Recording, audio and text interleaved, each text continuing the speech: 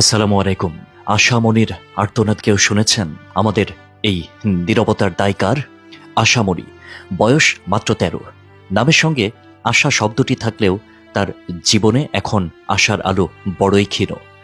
মাদ্রাসার এই ছোট্ট ছাত্রীকে অমানবিকভাবে নির্যাতন করা হয়েছে ৩ দিন ধরে, একটানা নির্মমভাবে।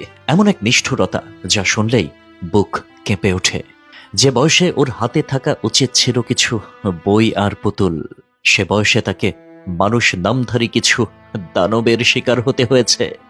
ঘটনাটি ঘটেছে গাজীপুরের মৌচাকে। পরিবারের সবার অজান্তে পাশের বাড়ির এক ব্যক্তি ধীরে ধীরে বৃষ্টি আর কথার ফাঁদে ফেরে মেয়েটিকে নিজের নোংরা উদ্দেশ্যে ব্যবহার করেছে। প্রথমে বন্ধুত্ব, তারপরে প্রলোভন, তারপর ভয়াবহ ফাঁদ।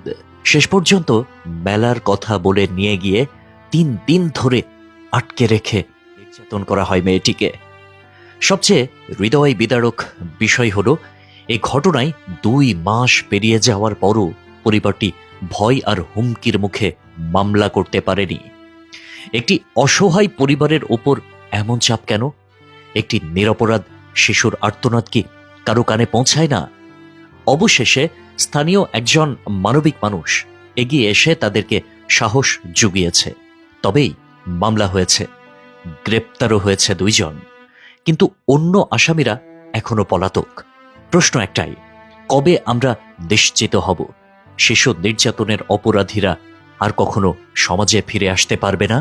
এমন ঘটনা ঘটলে সমাজের বিবেক যেন মুহূর্তেই ঘুমিয়ে পড়ে। মিডিয়া নীরব, ক্যাম্পাস নীরব, সমাজও নির্বিকার। কিন্তু ভাবুন তো, যদি এই ঘটনার ভিকটিম অন্য শ্রেণী, অন্য কোনো অবস্থার কেউ হতো, তবে কি এমন নীরবতা থাকতো? কেন শিশুদের ওপর ঘটে যাওয়া এই ভয়াবহতা আমাদের বিবেক নাড়া দেয় না? আমরা আজ এক অদ্ভুত সময়ের মধ্যে বাস করছি, যেখানে ন্যায় বিচারের দাবি তোলা যেন সাহসের বিষয় হয়ে গেছে। অথচ ন্যায় বিচার পাওয়া প্রতিটি শিশুর জন্মগত অধিকার। প্রশাসন এখন পর্যন্ত কিছুটা পদক্ষেপ নিয়েছে, কিন্তু সেটাই কি এখন পর্যন্ত যথেষ্ট? সমাজ যদি চুপ থাকে, আইনের প্রয়োগ যতই কঠোর হোক, অপরাধীরা বারবার ফিরে আসবে। এই সময় আমাদের প্রয়োজন প্রতিবাদ, তবে তা যেন উত্তেজনা নয়, ন্যায়ের। প্রয়োজন মানবিকতার জয়। একজন আশামণির কান্না যেন আরেকজন শিশুর ভবিষ্যৎ নির্ধারণ না করে।